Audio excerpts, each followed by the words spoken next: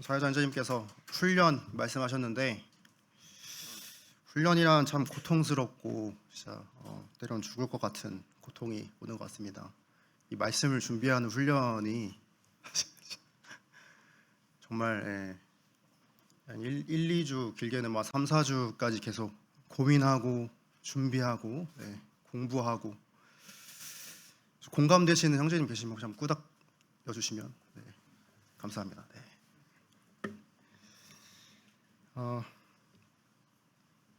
또 하나님께서 말씀을 또 준비케 하신 것, 또 저를 통해서 우리 기린록교회 성도님들에게 말씀하시고자 하시는 이 말씀을 한번 다 같이 나누고자 합니다.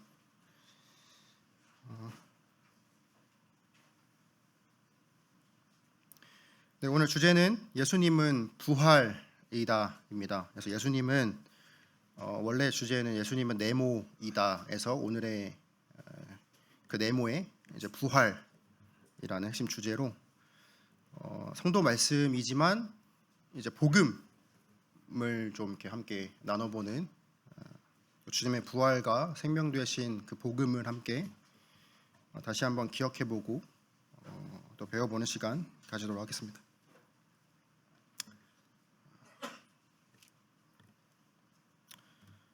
먼저 들어가기에 앞서서 요한복음에 대해서 잠깐 간략하게 말씀드리고자 합니다. 신약성경 딱 펼치시면 네 개의 복음서가 나오죠.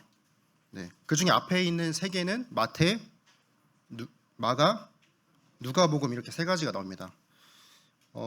이것을 이제 이 세 가지를 통틀어 부르는 말이 있는데요. 무슨 복음인지 혹시 아시나요? 기억 복음이라고 합니다. 공감 복음이라고 앞에 답이 써 있습니다. 왜 공감 복음이냐면 이 마태, 마가, 누가복음은 서로 교차하면서 비교하면서 성경을 읽고 연구하는 것이 가능합니다. 그러나 요한복음은 공간 복음이라고 하지 않는데요. 그 이유는 이 앞서 이 세 개의 마태, 마가, 누가복음의 내용과 약 한 8% 정도밖에 일치하지 않습니다. 그 말은즉슨 나머지 92%는 이 요한복음 독자적으로 나와 있고 쓰여져 있는 성경의 내용이라고 보시면 되겠습니다. 이 요한복음의 중요한 이 스트림은 바로 7가지 표적에 있습니다. 그리고 예수님의 7가지 나는 무엇이다 라는 것에 좀 핵심이 있습니다. 첫 번째 표적은 가나안 혼인잔치에서 물을 포도주로 만드는 표적이고요. 두 번째는 왕의 신하의 아들을 고치시는 것이고요. 세 번째는 베데스다 못가에서 불구자를 고치신 것이고요. 네 번째는 5,000명을 먹이신 사건. 다섯 번째는 폭풍 가운데 있는 제자들을 건지시기 위해서 바다를 걸으신 것. 그 여섯 번째는 나면서 소경된 자를 고치신 것입니다. 마지막 7번째는 무엇일까요? 오늘 말씀할 주제의 말씀입니다. 바로 7번째 표적인 죽은 나사로를 살리시는 것이 7번째 표적이 되겠습니다. 사실 이 여기 나오는 이제 나사로랑 마르다, 마리아가 이렇게 중심 인물로 3명이 나오는데요. 이 7번째 표적은 요한복음 11장에 있습니다. 그러나 요한복음 12장에 보시면 그 마리아의 사건이 그때서야 등장을 하거든요. 아마 사도 요한이 7가지의 표적을 이게 시간 순서대로가 아닌 예수님의 어떠하심을 보여주기 위해서 이제 본인의 어떤 그런 서술적인 특징으로 이렇게 7가지 표적 중에 그 나사로를 살리신 사건을 마리아 향유 부은 사건보다 먼저 집어 넣은 것으로 보입니다. 그래서 요한복음의 핵심 말씀은 여러분 잘 아시다시피 요한복음 20장 31절인데요. 다 같이 한번 혹시 펼치실 수 있는 분은 한번 형에 펼쳐보시고 앞에 써 있는 대로 읽으셔도 좋겠습니다. 다 같이 요한복음 20장 31절 읽어보겠습니다. 자, 시작. 오직 이것을 기록함은 너희로 예수께서 하나님의 아들 그리스도이심을 믿게 하려 합니다. 또 너희로 믿고 그 이름을 힘입어 생명을 얻게 하려 합니다. 네, 하나님의 아들 그리스도이심을 믿게 하는 것이 요한복음의 핵심이 되겠고요. 또 요한복음 21장 25절에 보시면 예수께서 행하신 일이 이외에도 많으니 만일 낱낱이 기록된다면 이 세상에라도 이 기록된 책을 두기에 부족할 줄 아노라라고 합니다. 예수님께서 말씀하시고 행하신 일들이 많은데 그 행하시고 말씀하신 그 일들을 간추리고 중요한 것만 딱 핵심적인 것만 적어서 놓은 것이 바로 요한복음 말씀이라는 것인데요. 이제 반대로 생각해 보시면 요한복음에 써 있는 이 말씀 또 사건 하나하나가 굉장히 중요한 말씀이다. 이렇게 말씀드릴 수가 있겠습니다. 네, 그래서 오늘의 중심된 말씀을 한번 읽어보겠습니다.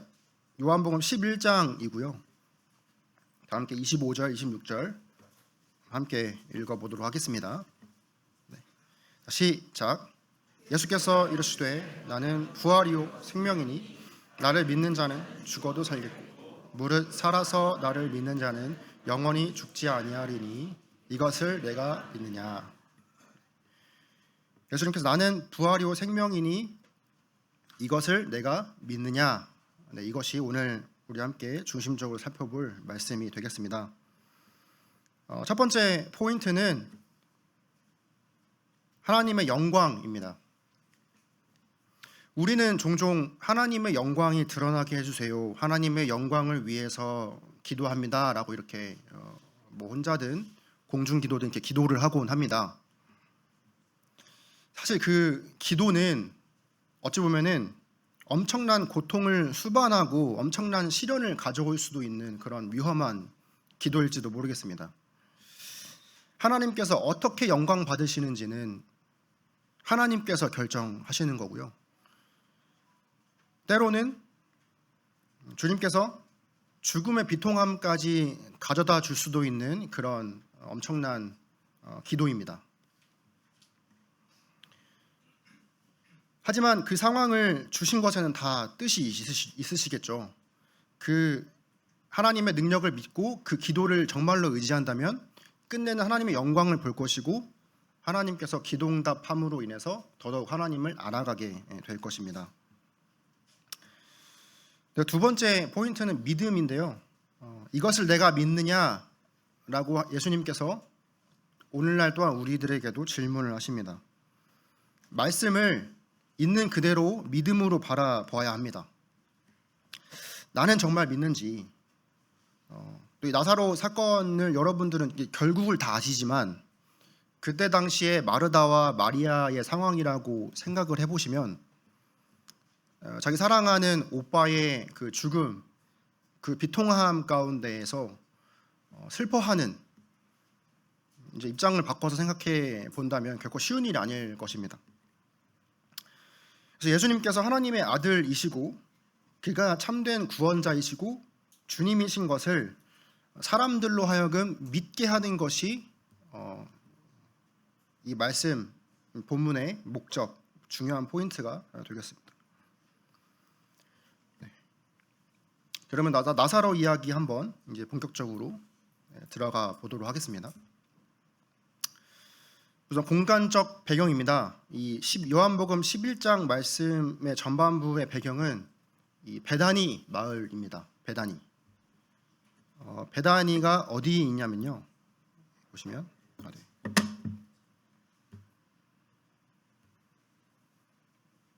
네, 여기 보시면 베다니 혹시 보이시나요? 네, 여기 화살표로 쓰여져 있죠. 예수가 나사로를 살리고 나병 환자 시몬의 집에 머문 이게 써 있는데 베다니는 감람산 남동쪽 기슭 마리아와 마르다 그리고 나사로가 살고 있던 마을을 베다니라고 이렇게 성경에 나오고 있습니다. 베다니가 한 곳이 더 있긴 한데요.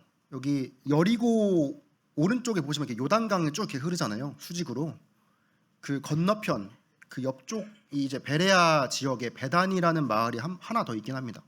베단이라는 지역이 하나 더 있긴 합니다. 근데 거긴 아니고 말씀에 나오듯이 예루살렘에서 한 오리쯤 떨어졌다고 나옵니다.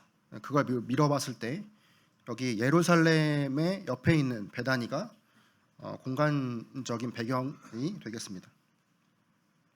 그래서 예수님께서 예루살렘에서 사역을 많이 하시죠. 말씀도 많이 전하시고 예수님께서 예루살렘에서 사역하시다가 이제 저녁이 되면 종종 베다니 마을 또 그들의 집에 들어가서 쉬시기도 하시고 또 사역을 정비하시기도 하셨던 곳이 베다니가 되겠습니다.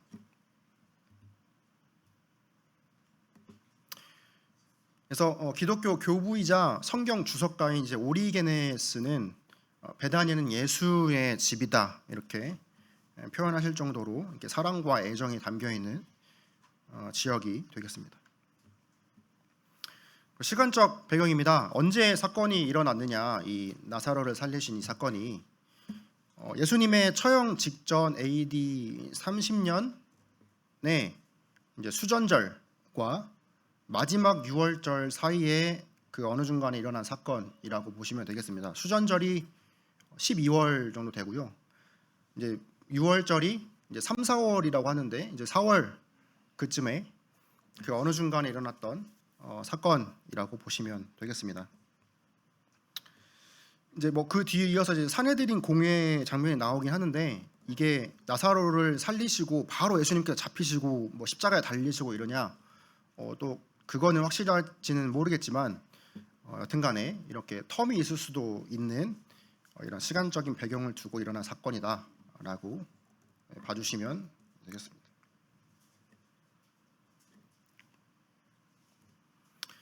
네, 그래서 요한복음 11장 전체를 보기에는 시간이 부족하고요. 그래서 제가 짤막하게 우선 줄거리 먼저 좀 설명을 같이 드리고 보고자 합니다. 요한복음 11장입니다. 1절부터 44절까지 내용인데요. 우선 1절부터 6절은 나사로가 병들었다는 것을 예수님께서 듣게 되십니다. 그리고 나서 예수님께서는 바로 반응하셔서 가신 게 아니고 계신 곳에서 이틀을 더 머무시게 됩니다. 이 두 자매가 예수님께 사람을 보내서 주님께서 사랑하시는 나사로가 죽었습니다라고 이제 이렇게 사람을 보내게 되는데 뭐 한마디로 이제 뭐 장례식장 이제 부고 소식이 되겠죠. 근데 오늘날에는 요즘 이제 편리하고 간편하게 이제 문자나 이제 카톡으로 이제 부고 알림 소식을 다들 보내죠. 그때 당시에 이제 그런 게 없었으니까 예수님께서 부고 소식을 이렇게 듣게 되십니다. 7절에서 16절은 유대로 가시는 주님과 제자들의 부정적인 반응들이 나오고요. 그다음에 예수님께서 하나님의 영광을 예고하시는 장면이 나옵니다. 그리고 17절, 27절에는 베다니 마르다를 만나시고요. 그리고 28, 32절에는 마리아를 만나십니다. 그리고 33절부터 38절은 사랑하는 사람들을 예수님께서 공감하시는 장면이 나오게 됩니다. 그리고 나서 최종적으로 나사로를 살리시는 이렇게 큰 줄거리로 진행이 되겠습니다. 자, 그래서 나사로 이야기의 본문 설명을 좀만 더 자세하게 한번 살펴보고자 합니다. 네, 처음으로는 나사로의 중병 소식이 들려져 오는데요.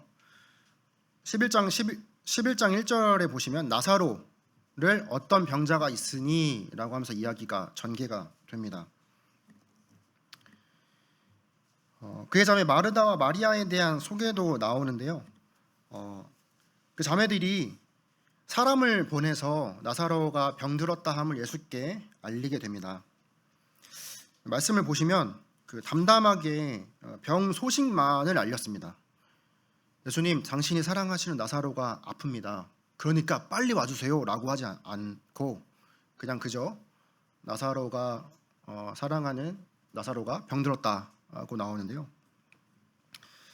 예수님께서 유대 지역으로 가면 목숨이 위험하십니다. 이제 요한복음 이제 10장 앞서 말씀 보시면 소경을 고치시고 이제 유대인들이 돌로 치려고 하거든요. 이제 그때 이제 예수님께서 이제 피하시게 되는데 그 지역으로 다시 가야 하는 그런 위험을 무릅쓴 상태였기 때문에 감히 이 두 자매가 예수님께 와달라고 차마 말을 못한 것 같습니다. 그래서 보시옵소서 사랑하는 자가 병들었습니다라고 담담하게 소식을 알리고 있습니다. 예수님께서 말씀을 들으시고 나서 이제 이틀을 더 머무시게 됩니다. 지체를 하시죠. 예수님께서 말씀을 보시면요, 분명하게 선포를 하십니다. 이 병은 죽을 병이 아니다. 나사로에 대한 최후 결론 말씀을 말씀하신 것 같긴 한데요. 제가 성경을 좀 이렇게 자세히 보고자 말씀을 드리면 이미 이 소식이 들렸을 쯤에는 나사로는 이미 죽었을 것이라고 좀 보여집니다. 그렇게 보여집니다. 그 16절 미리 좀 보시면 17절입니다. 17절 미리 보시면 나사로가 무덤에 있는지 이미 나흘이라고 나옵니다. 나흘은 4일이죠. 4일. 계산을 잠깐 해보신다면 베다니에서 사람을 보냈다고 했으니까 베다니에서 예수님께로 가는데 하루가 걸립니다. 이제 빨리 가면 하루가 걸립니다.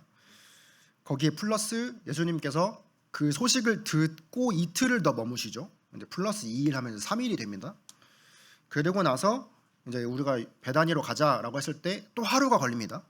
그러면 1 더하기 2 더하기 1은 이제 4일이 되는 겁니다.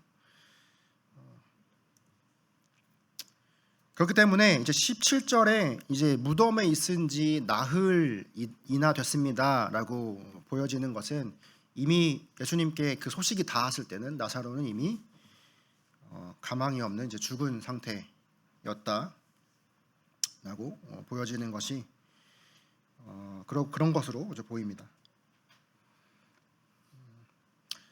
예수님께서 이틀을 더 머무시는데요.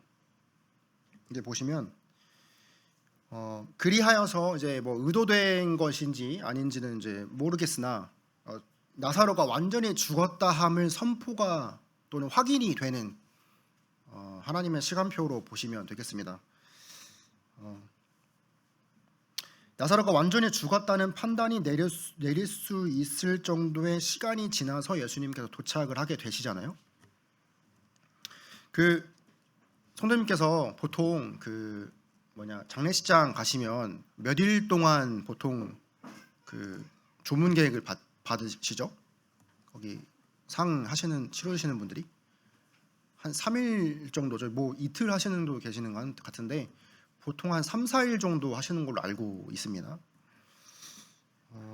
이제 뭐 옛날 시대부터 내려오는 이제 문화 전통이라고 보시면 되겠는데 이제 사람이 죽었다 하더라도 관에서 갑자기 이제 살아나는 경우가 이렇게 있었다고 합니다. 그래서 3일 정도를 쭉 이렇게 완전히 죽었는지를 이제 확인하기 위해서 쭉 지켜보는 또 작업이라고도 보시면 되겠고, 또는 이제 조문객들이 이제 먼 길을 오셔야 하니까 이렇게 한 3일 정도를 기다려서 조문기를 받는 뭐 그런 문화에서 좀 파생되었다고 저는 알고 있습니다.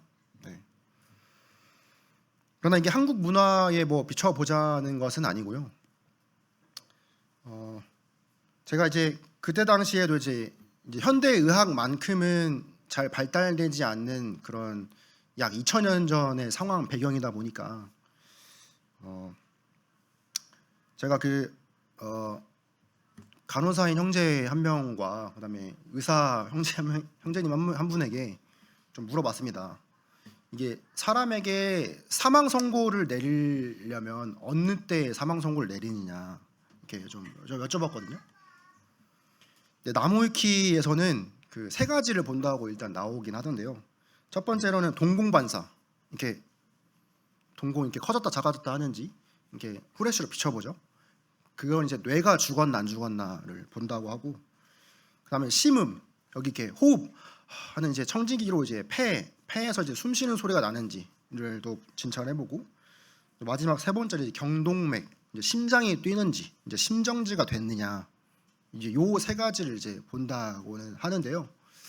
근데 이제 최신 현대 의학에 종사하시고 계시는 두 분의 말을 빌어보면, 이거는 약간 이제 구시대적인 방법이고, 지금 이제 심전도라고 해서 그 영화나 드라마 같은데 보시면 사람이 하다가 칵 죽죠. 그러면은 그 삐 이렇게 소리가 들립니다. 삐 이렇게.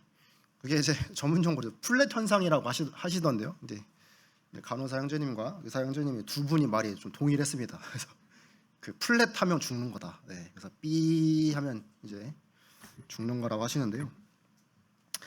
아무튼간에 근데 그때 당시에는 이런 최신 장비, 이제 심전도 장비나 이런 이제 세 가지의 사람을 사망 선고할 수 있는 방법들이 발달하지 않기 때문에 4일이 지났다, 그러니까 무덤에 묻힌 지 4일이 지났다 하는 것은 정말 빼도 박지도 못하게 사람이 무조건 죽었다라는 것을 한번 우리가 말씀을 통해서 볼 수 있는 것입니다.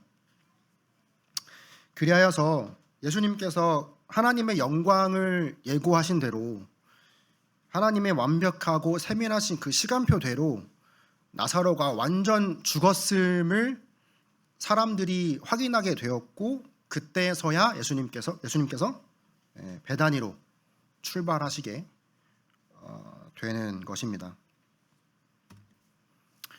그래서 예수님께서 이제 제자들에게 유대로 가자라고 말씀을 하십니다.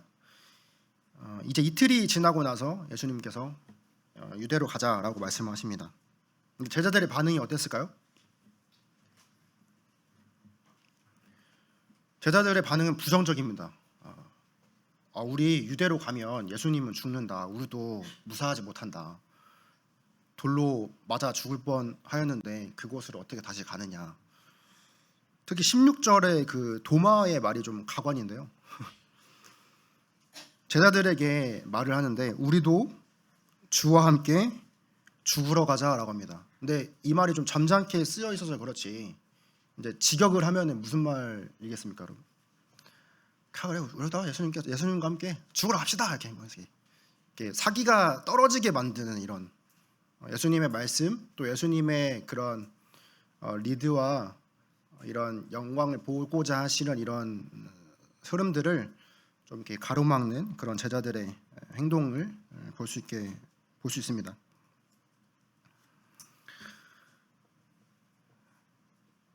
예수님께서 분명히 말씀하십니다. 우리 친구 나사로가 잠들었다. 예수님께서는 죽었다라고 말씀하시지 않습니다. 잠들었다고 말씀하십니다. 신약 성경에 보시면 성도들의 죽음을 잠자는 걸로 표현을 하시거든요. 왜냐하면 성도들은 다시 부활의 영광의 몸으로 다시 살아날 것이기 때문입니다. 그것은 주님의 시선으로 봤을 때, 또는 신약 성경의 관점으로 봤을 때 우리 죽은 성도들은 죽음이 아니라 잠을 자고 있는 것이다, 이렇게 보여집니다. 이제 카톡 같은데 보시면 이제 심심치 않게 죄송합니다. 좀 심심치 않게 아니고 좀 이렇게 슬픈 소식들이 이렇게 부고의 소식들이 좀 전해지게 되는데요. 물론 상을 치르고 있는 사랑하는 성도님들을 찾아뵙고 또 그분들의 생전의 모습을 또 기억하면서 또 위로의 말씀을 전하고 이러는 것이 성도로서 합당한 예절인 줄 압니다. 그러나 더욱 위로가 되는 것은 그 사랑하는 성도님들이 죽은 것이 아니라 잠자고 있다라고 이 전해지는 말씀을 통해 보면 무엇보다도 더 위로가 되지 않을까. 잠은 언젠가는 깨어나잖아요. 아침이 되면 알람이 울리든 또 생체 리듬이 되든 언젠가는 흔들어 깨울 수도 있고요. 언젠간 깨어나게 되는데 성도들의 죽음을 잠으로 표현하신 것이 참 또 위로가 되는 말씀입니다. 그렇지만 예수님께서는 나사로가 잠잔다라고 표현하시지만 그와 반면에 분명히 죽었다라고 또한 이렇게 표현을 하고 있습니다. 이 말은 즉슨 하나님께서 영광을 어떻게 받으시는지 우리가 앞서 살펴볼 수 있는 말씀이고요. 그 죽었다라고 하신 나사로를 향해서 우리 주님은 베다니로 향해 가시게 됩니다. 그렇게 해서 베다니에 예수님께서 도착을 하시게 되는데요. 17절 말씀에 보시다시피 나사로가 죽고 무덤에 장사된 지 이미 4일이 지난 상태입니다. 완전한 회생의 가능성이 없는 최종적인 죽음의 상태입니다. 네, 그래서 예수님께서는 이 베다니에 도착을 하셔서 마르다 그리고 마리아를 차례대로 이렇게 만나시는데요. 마르다는 예수님께서 오신다 하는 말을 듣고 곧 나가서 맞이하러 나갔습니다. 그래서 마리아는 예수님께 이제 엎드려져서 하는 말이 주님이 여기 계셨더라면이라고 말을 합니다. 이 말 속에서 주님의 능력을 어디까지 믿고 있는가라고 하는 마르다의 믿음이 잠깐 드러나게 되는데요. 예수님께서는 그 곳에 계시지 않으시더라도 말씀과 그 능력으로 죽은 사람 또 병든 사람을 살리실 수 있는 능력이 있으십니다. 그러나 예수님께서는 그 전에 자신이 그곳에 없었었더라는 것을 이미 기뻐하신다라고 앞설에 말씀하신 대목이 있습니다. 그래서 마르다와 마리아가 둘 다 예수님이 여기 계셨더라면 이라면서 하소연을 하게 되는데 예수님은 궁극적으로 나사로를 살리실 뿐만 아니라 그들을 내가 하나님의 아들이심을 믿게 하고 또 하나님의 영광을 보게 하는 것이 최종적인 목표입니다. 그렇기 때문에 예수님이 그 상황, 그 시간에 거기 안 계셨다라는 것을 기뻐하신다라고 잠깐 말씀을 하셨던 거고요. 그래서 예수님께서는 병을 고치시는 정도가 아니라 부활의 능력을 통해서 자신이 하나님의 아들이신 것을 나타내시고 이를 믿는 데까지 나아가게 하시기를 원하시는 또 그렇게 궁극적인 목적을 가지고 계신 분이신 것입니다. 그래서 그러니까 마르다가 또 예수님께 이렇게 말씀을 하시죠. 22절에 보시면 그러나 나는 이제라도 주께서 무엇이든지 하나님께 구하시는 것을 하나님이 주실 줄 아나이다 라고 합니다. 그 구약의 선지자들이 주로 했던 이제 뭐 사역이라고 표현해야 될까요? 그런 일들이 이제 하나님의 백성들과 이제 하나님 사이의 중보자가 되는 그런 역할들을 많이 했었는데요. 하나님께 기도하고 구해서 이스라엘 백성들을 구하고 또는 하나님의 말씀을 대언하기도 하고 이렇게 하시죠. 근데 마르다도 이런 구약의 선지자 정도의 능력을 가지신 분 정도로 예수님을 생각했던 것 같습니다. 하나님께 무엇을 구하든지 주실 줄 아나이다라고 이 정도까지 고백을 하는 그런 믿음을 보이게 됩니다.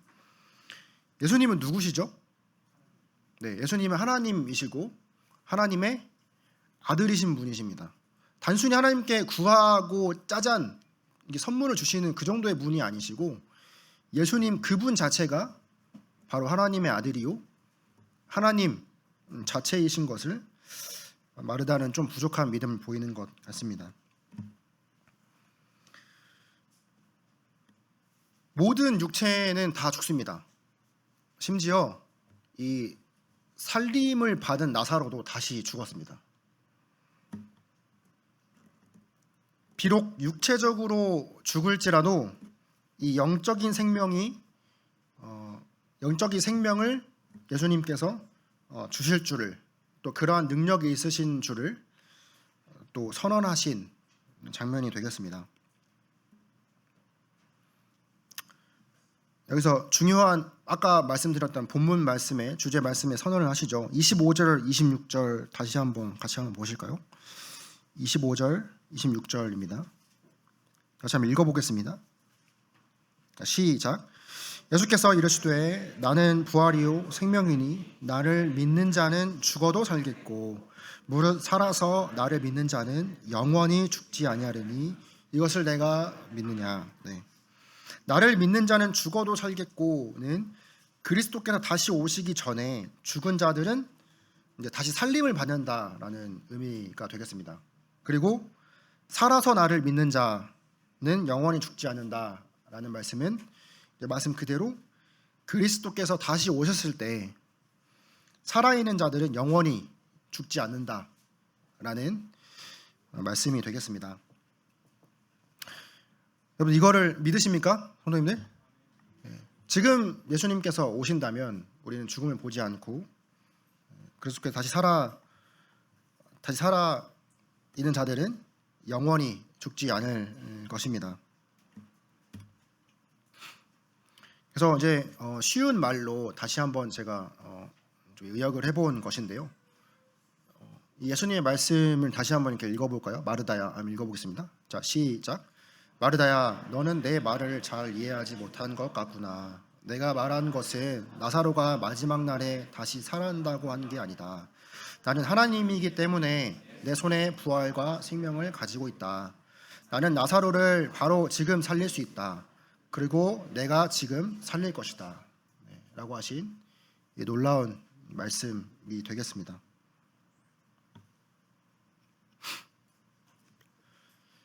그 다음 예수님께서 이제 마르다가 이제 마리아를 부르게 되고요. 이제 예수님께서는 마리아를 만나시게 됩니다. 깊은 절망과 좀 비통함 가운데 있는 마리아에게 주님께서 찾아오셨습니다. 여기서 우리는 두 가지 중요한 교훈을 볼 수 있는데요. 인생의 위기에서 주님은 오셔서 그리고 나를 부르시는 분이십니다. 이제 NIV 영어 버전을 보시면 오셔서라는 건 is here라고 하고요. 주께서 너를 부르신다. 이제 is asking이라고 나옵니다. 따라서 우리는 문제에 또는 어떤 큰 시련에 직면해 있을 때 주님께서 부르는 이 음성에 달려나가시든지 아니면 그대로 주저앉아서 그 문제와 여전히 홀로 싸우던지 하는 것입니다. 여러분들 가운데 또 저와 여러분들의 어떤 고난의 신앙 가운데 주님이 찾아오셨을 때 주님이 오셔서 우리를 분명히 부르실 줄 아십니다. 근데 그 음성에 우리는 응답해서 주님께로 달려나가는 것이 필요하겠습니다. 주님은 마르다를 만나셨던 곳에 그저 계셨습니다. 주님이 베다니에 오신 궁극적인 목적을 다시 한번 잘 나타내 보이시죠. 사랑하는 마르다와 마리아 그리고 나사로를 이제 조문하고 위로하러 오신 것도 맞지만 그것보다는 예수님께서는 하나님의 영광을 위해서 철저하고 세밀한 계획대로 움직이고 계심을 보게 됩니다. 그렇기 때문에 마르다와 마리아가 예수님이 계신 곳으로 와서 하나님의 영광을 보는 것이, 하나님의 능력을 보는 것이 더 중요한 목적이라고 말씀드릴 수 있겠습니다.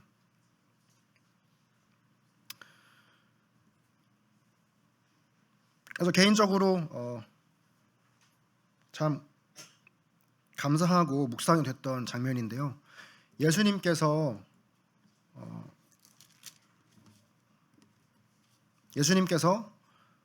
마음이 괴로워하셔서 비통히 여기시고 우셨습니다. 우는 마리아, 그러니까 마르다는 뭐 안 울었는지 모르겠어요. 약간 좀 이성적인가 봐요. 좀 T적인 분이시고 마리아는 많이 이제 감성적인 분이신 것 같아요. 그래서 마리아가 예수님 앞에 엎드려서 이렇게 막 펑펑 울고 또는 조문을 하러 왔던 유대인들이 함께 마리아가 우는 것을 보고 함께 또 덩달아 우는 것을 보시고 예수님께서는 공감의 좀 함께 공감의 모습을 보이시면서 마음에 괴로워하심을 또 보이십니다. 33절에 나오는데요. 그가 우는 것과 또 함께 온 유대인들이 우는 것을 보시고 심령에 비통히 여기시고 라고 하시는데요. 여기서 비통이라는 단어를 보시면 브리마오마이라는 원어적인 뜻인데 보시면 성나서 으르렁거리다 라는 뜻입니다. 주님은 이 끓어오르시는 이 분노를 삭히시면서 이제 부들부들 하시면서 이제 마음의 괴로움을 스스로 삼키고 계시는 그런 비통하다라는 이 단어에서 잘 나타내 보여지고 있습니다. 예수님의 마음을 괴롭게 한 원인이 무엇이겠습니까? 바로 죄와 죽음 앞에서 무력한 우리 인간들, 사람들을 또 보시면서 이런 통감하시는, 사람들이 겪는 고통을 직접 통감하시고 비통히 여기시는 모습을 또 이렇게 보실 수가 있습니다. 보여주고 계십니다. 마치 예컨대 이 무너진 전쟁터를 바라보는 장군의 모습이라고 할까요? 비록 전쟁에서 승리는 하였지만 이 승리를 위해서 죽음을 맞이한 자기의 전우들과 수많은 부하들의 죽음을 보면서 비통함을 느끼는 어느 한 장군의 마음처럼 예수님 앞에서 죽음과 죄와 사망은 무력하고 예수님께서 그 사망을 이기실 것을 저희는 압니다. 그러나 아직도 이 죄와 사망으로 인해서 고통받고 슬퍼하는 이 사랑하시는 자들을 보면서 예수님께서는 이 비통함을 함께 느끼고 계시는 것입니다. 그래서 예수님께서 표적을 드디어 나타내시죠. 예수님께서는 마르다에게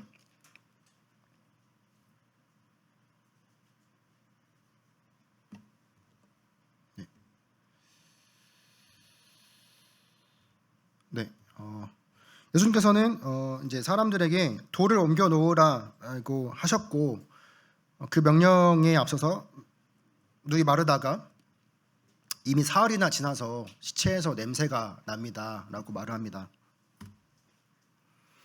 그러나 예수님께서는 믿으면 너희가 하나님의 영광을 볼 것이다라고 다시 한번 이렇게 말씀을 하시죠. 마르다가 죽은 지 나흘이나 돼서 냄새가 납니다라고 말했던 것은 아마 그 무덤의 현장에 갔을 때 이미 무덤 사이로 스멀스멀 나는 그 시체 썩은 냄새가 그걸로 인해서 이미 우리 오라버니는 가망이 없습니다라고 말을 하는 대목인 것 같습니다.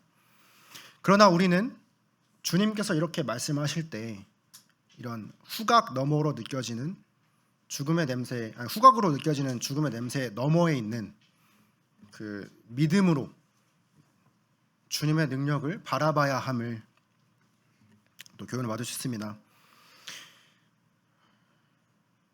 그리고 예수님께서 큰 소리로 나사로야 나오라고 외치십니다. 나사로야 나오라라고 하는 이제 본문에 상세하게 보시면 나사로야 그 안에서 나오거라, 그 안에서 밖으로 나오거라라고 하시는 의미가 담겨 있거든요. 나사로의 이름을 친히 부르시면서 그 사망 권세가 지배하는 그 무덤에서 주님의 말씀으로 능력을 선포했을 때 그 무덤 가운데 있던 나사로가 부활과 생명의 주이신 그분의 명령으로 말미암아 밖으로 나오게 되는 것입니다. 또한 예수님께서 큰 소리로 외치신 이유는 바로 자신의 부활과 생명의 능력이 있으신 하나님의 아들이심을 분명하게 보이시기 위함이라는 것도 함께 볼 수가 있습니다. 네, 말씀을 이렇게 또 본문 말씀을 살펴보았고요. 이제 말씀을 통해서 나타나는 예수님의 모습 또는 교훈을 함께 몇 가지 살펴보고자 합니다. 첫 번째는 예수님은 부활의 주님이십니다. 예수님께서 오셨을 때 죽음이 해결되는 것을 볼 수 있습니다. 사람이 왜 죽습니까? 사람이 왜 죽죠? 왜 사람이 죽음이 임하게 되고 죽음을 피할 수가 없죠? 모든 사람은 바로 죄 때문입니다. 죄 때문에 죽는 것입니다. 로마서 5장 12절 말씀 다 같이 한번 읽어볼까요? 자, 시작. 그러므로 한 사람으로 말미암아 죄가 세상에 들어오고 죄로 말미암아 사망이 들어왔나니 이와 같이 모든 사람이 죄를 지었으므로 사망이 모든 사람에게 이르렀느니라. 죄로 말미암아 사망이 들어왔다고 분명하게 선포하고 있습니다.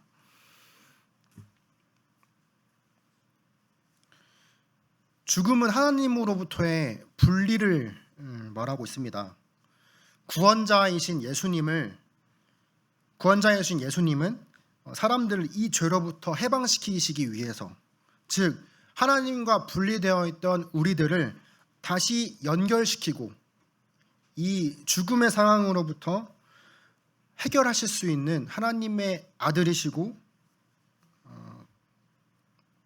이 말씀을 통해서 부활의 능력을 가지고 계신 분으로 보여주시는 중요한 이 사건입니다.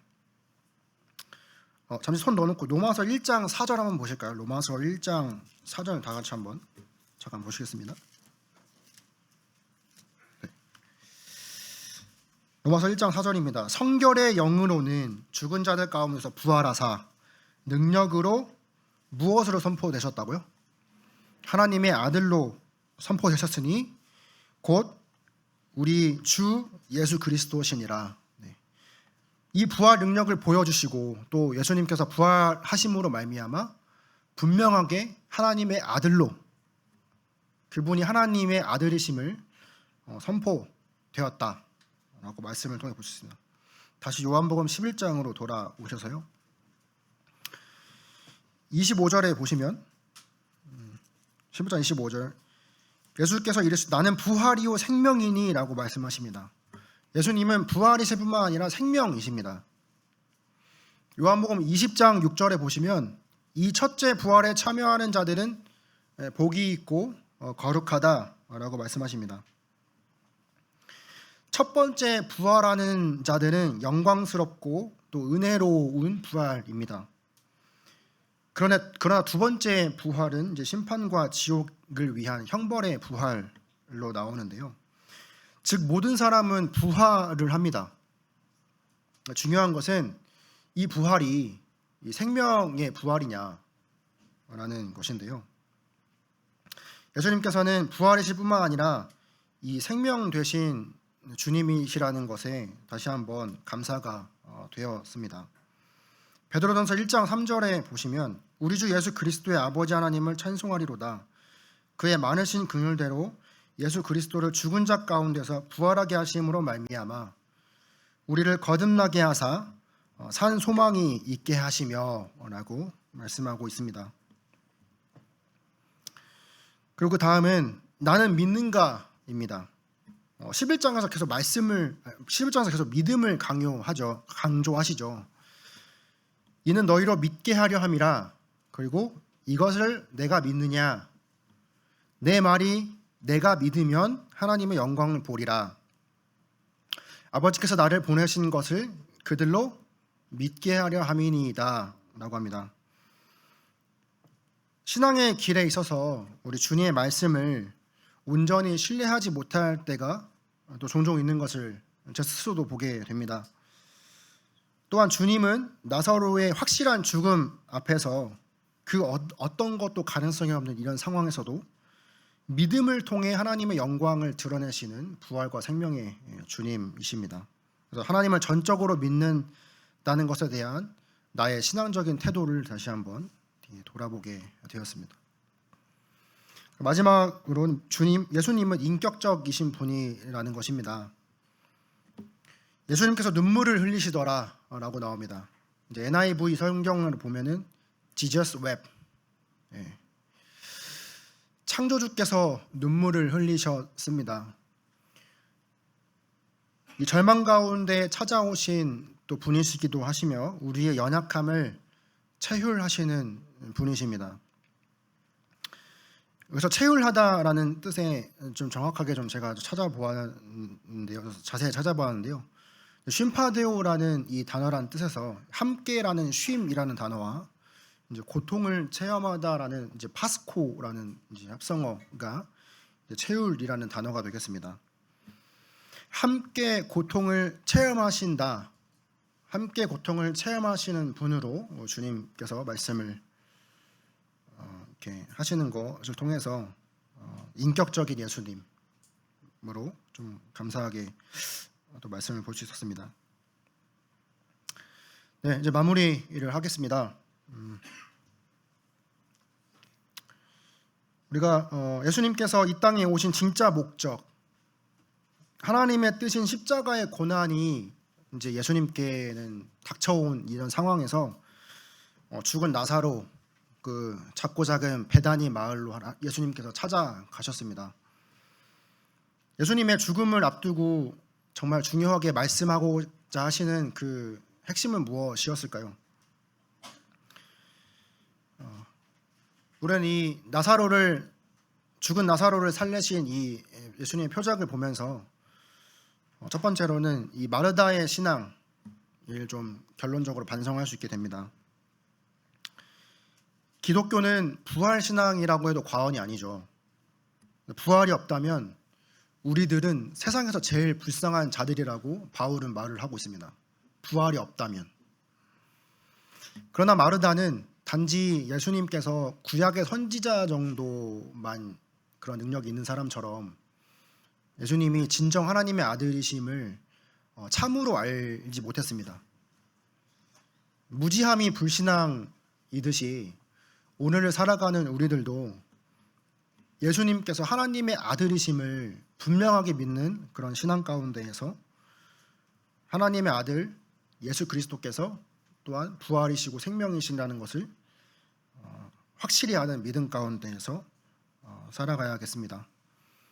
두 번째로 우리 마리아 신앙을 통해서 볼 수 있는 것은 절망과 슬픈 이런 상황 가운데서 예수님을 바라보지 못하는 신앙이 때로는 있을 수도 있겠습니다.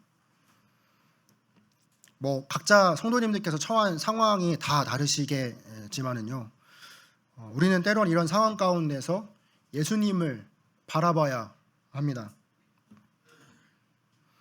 예수님께서는 우리에게 오시는 분이시고요, 우리를 부르시고 그 능력으로 자신이 하나님의 아들이심을 나타내 보이시고 상황을 함께 해결해 주시는, 체휼하시는 분이십니다. 네, 부활이 있다라는 것은 끝이 아니라는 것이죠. 우리도 부활 소망이 있는 줄 압니다. 하나님의 자녀된 우리는 우리 신랑 되신 그리스도를 만나기 위해서, 또 하나님의 아버지의 그 품 안에 안기기 전까지 이 부활 신앙을 붙들고 하나님의 아들 예수 그리스도를 올바르게 믿는 믿음 가운데에서 살아가야 하겠습니다. 시편 말씀에 내가 여호와를 항상 내 앞에 모심이여 그가 내 우편에 계심으로 내가 요동치 아니하리로다. 이를 기이 여기지 말라. 무덤 속에 있는 자가 다 그의 음성을 들을 때가 오나니 선한 일을 행하는 자는 생명의 부활로, 악한 일을 행하는 자는 심판의 부활로 나오리라. 요한복음 5장 28절 29절 말씀이었습니다. 네, 이상 말씀 마치도록 하겠습니다. 감사합니다.